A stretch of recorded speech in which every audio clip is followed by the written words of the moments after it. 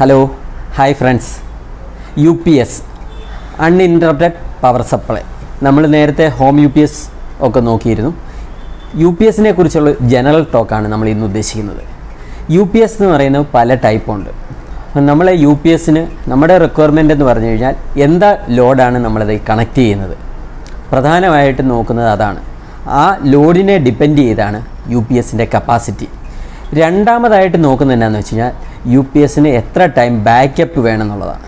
ഈ രണ്ട് കാര്യങ്ങളാണ് UPSന് പ്രധാനമായിട്ടും നമുക്ക് വേണ്ട UPS ഏതാണെന്ന് ഡിസൈഡ് ചെയ്യാൻ നമുക്ക് വേണ്ട രണ്ട് കാര്യങ്ങൾ.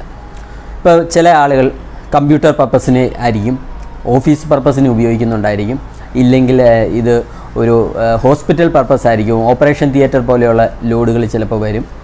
ഒരിക്കലും UPS കംപ്ലൈൻ്റ് ആയെങ്കിൽ പോലും സപ്പോർട്ട് കിട്ടുന്ന രീതിയിൽ PRS ചെയ്യാന്ന് പറയും. രണ്ട് UPS തമ്മിൽ പാരൽ കണക്ട് ചെയ്യുന്ന പ്രൊവിഷനുണ്ട്.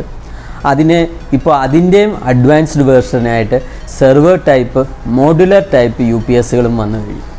ഇപ്പോൾ ഈ UPSകളിൽ ഏത് നമുക്ക് വേണം എന്നുള്ളത് നമ്മൾ ഐഡൻറ്റിഫൈ ചെയ്യുക എന്ന് പറയുന്നത് നമ്മുടെ ലോഡിനെ ഡിപ്പെൻഡ് ചെയ്തിരിക്കും. ഒന്ന്, രണ്ട്, നമുക്ക് എത്ര ബാക്കപ്പ് ടൈം വേണം എന്നുള്ളതിനായിരിക്കും. ലോഡെന്ന് പറയുന്നത് പല ടൈപ്പ് ലോഡുകൾ വരുന്നുണ്ട്. കമ്പ്യൂട്ടേഴ്സ് വരും, ഇപ്പോൾ ചിലപ്പോൾ CCTVs വരുന്നു, ഇല്ലെങ്കിൽ കമ്പ്യൂട്ടർ ആക്സസറീസ് വന്നു, അങ്ങനെ പല ആപ്ലിക്കേഷൻ വന്നു. ഇനി നേരെ മറിച്ച് ഒരു എക്യുപ്മെൻറ്റാണ് വരുന്നതെങ്കിൽ നമുക്ക് UPSന് കൂടി തന്നെ UPS ഐസൊലേഷൻ ഉള്ള മോഡൽസ് യൂസ് ചെയ്യണം. ലൈക്ക് ഏതെങ്കിലും മോട്ടർ ഉപയോഗിക്കുന്നു, സെർവോ മോട്ടർ, അല്ലെങ്കിൽ ഏതെങ്കിലും മെഷീനറീസ്, അല്ലെങ്കിൽ എന്തെങ്കിലും സ്കാനറോ, അല്ലെങ്കിൽ ഏതെങ്കിലും ടൈപ്പ് എക്യുപ്മെൻറ്റ്സോ, അങ്ങനെയുള്ള ആപ്ലിക്കേഷനുകൾ നമുക്ക് ഓൺലൈൻ UPS ഉപയോഗിക്കാം. വലിയ ടൈപ്പ് മാളുകളുണ്ട്. ഇപ്പം അവിടെ ഒരു ജനറേറ്റർ സപ്പോർട്ട് ഓൺ ആകുന്നതിന് മുമ്പ് ആളുകൾ ഇരുട്ടത്ത് നിന്ന് പോകാതിരിക്കാൻ വേണ്ടി UPS ഉപയോഗിക്കുന്നുണ്ട്. അങ്ങനെയുള്ള റിക്വയർമെൻറ്റ് വരുന്നുണ്ടെങ്കിൽ നമുക്ക് ഐസൊലേഷൻ വേണ്ടി വരും. സോ ഐസൊലേഷൻ ട്രാൻസ്ഫോമർ ഇൻക്ലൂഡഡ് ആയിട്ടുള്ള UPS നമുക്ക് വേണ്ടി വരും. പിന്നെ രണ്ടാമതായിട്ട് ഞാൻ പറഞ്ഞത് ഇതിൻ്റെ ബാക്കപ്പാണ്. ബാക്കപ്പ് നമുക്ക് എത്ര ടൈം വേണം. ചിലർക്ക് ജസ്റ്റ് ഷട്ട് ഡൗൺ ചെയ്യാനുള്ള പ്രൊവിഷൻ മതി.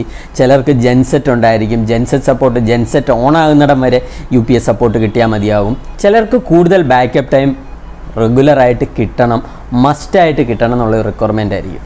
അപ്പോൾ അതിനെ ഡിപ്പെൻഡ് ചെയ്തിരിക്കും UPSൻ്റെ ബാക്കപ്പ് ടൈം എങ്ങനെ ഫിക്സ് ചെയ്യണം എന്നുള്ളത്.